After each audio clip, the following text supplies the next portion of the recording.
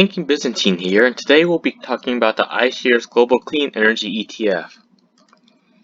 Now, for a quick disclaimer, I am not a financial advisor, and this is all just my own opinion. The information that I'll be using was from December 13th or before, and I do own a few shares of this ETF. Now, their methodology is very simple.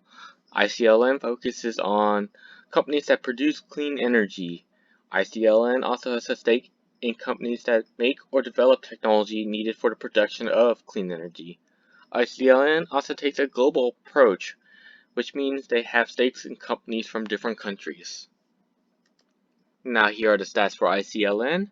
It was formed in 2008, expense ratio of 0.46%, assets under management of $3.22 billion, average daily volume of over $90 million, a current dividend yield of 0.57%, current share price of $23.65, and the average annual returns over 5 years is 22.48%.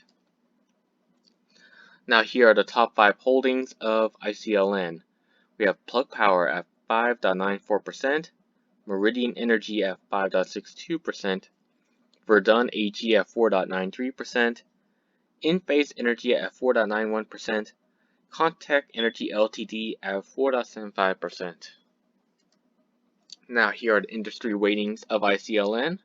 We have renewable energy equipment and services at 44.17%, electric utilities at 31.84%, independent power producers at 15.3%, multi-line utilities at 4.75%, renewable fuels at 2.43%, and electrical components and equipment at 1.51%.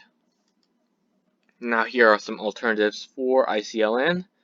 We have QCLN and SMOG. Now QCLN was formed in 2007, expense ratio of 0.6, around as $1.5 billion in assets under management, average daily volume of around $35 million, a current dividend yield of 0.28%, current share price of $61.59%, and an average annual returns over 5 years is at 32.47%. Now, SMOG was also formed in 2007, an expense ratio of 0.62%, assets under management at 2.37%, $237 million, average daily volume of $2.21 million, a current dividend yield of 0.45%, a current share price of $146.55, and the average annual returns over 5 years is 23.3%.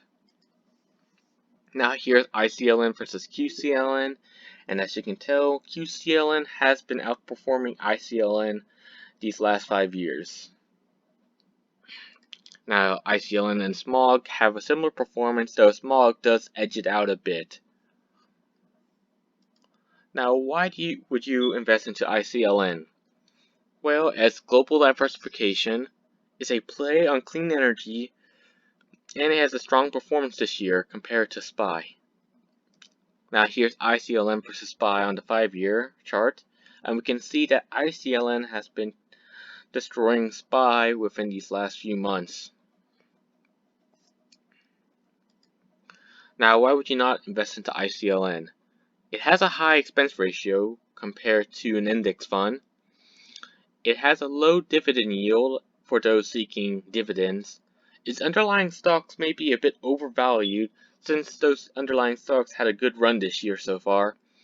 And it has a weak performance since inception versus the S&P 500.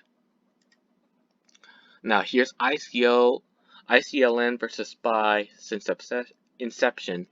And as you can tell, ICLN has yet to reach its highs when it was first formed, while SPY has been churning out a good 10.7% each year.